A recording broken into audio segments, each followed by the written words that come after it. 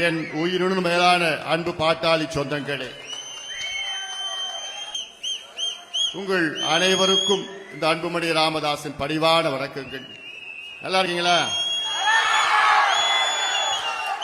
நீங்க நல்லா இருந்தீங்கன்னா நான் நல்லா இருப்பேன்.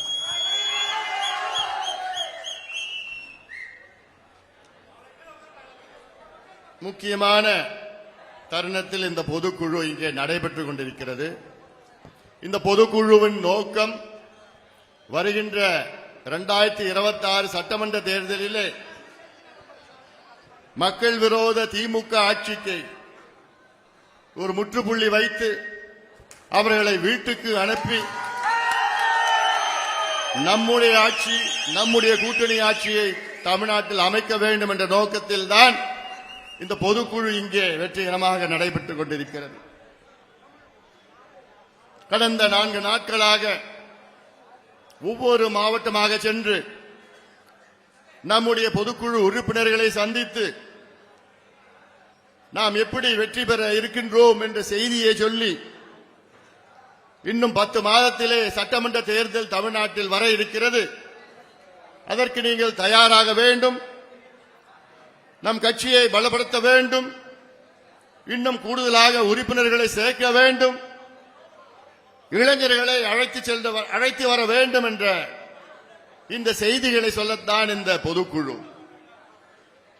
கள்ளக்குறிச்சி மாவட்டம், இந்த மாவட்டம் தமிழ்நாட்டிலேயே மிக மிக மிக மிக பின்தங்கிய மாவட்டம்.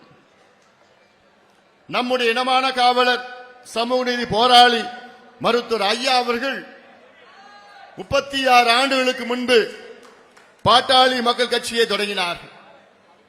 தொடங்கிய நோக்கம் அனைத்து பிற்படுத்தப்பட்ட, தாழ்த்தப்பட்ட, வஞ்சிக்கப்பட்ட, ஒடுக்கப்பட்ட, அடக்கப்பட்ட மக்களுக்கு சமூக நீதி வேணும் என்ற நோக்கத்திலே நம் கட்சியை மருத்துவர் ஐயா அவர்கள் தொடங்கினார்கள். 36 ஆண்டுகளுக்கு முன்பு தொடங்கிய கட்சி. அதில் எனக்கு மிகப்பெரிய ஒரு வருத்தம் இருக்கிறது. என்னவென்றால், இன்னும் நாம் ஆட்சியில் வர முடியாத ஒரு சூழல். 36 ஆண்டுகளுக்கு முன்பு தொடங்கிய கட்சி இது.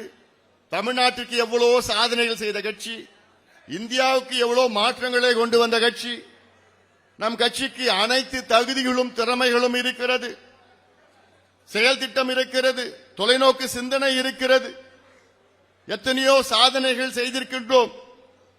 ஆனாலும் மக்கள் நம் மீது இன்னும் கூடுதலாக நம்பிக்கை வைக்க வேண்டும். அப்பொழுதுதான் நாம் ஆட்சிக்கு வர முடியும். எல்லாம் நமக்கு இருக்கிறது.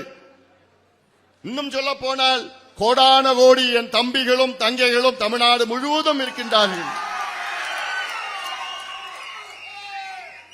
அதற்கு ஒரு அத்தாட்சி கடந்த மாதம் மாமல்லபுரத்தில் நடந்த மிகப்பெரிய ஒரு மாநாடு.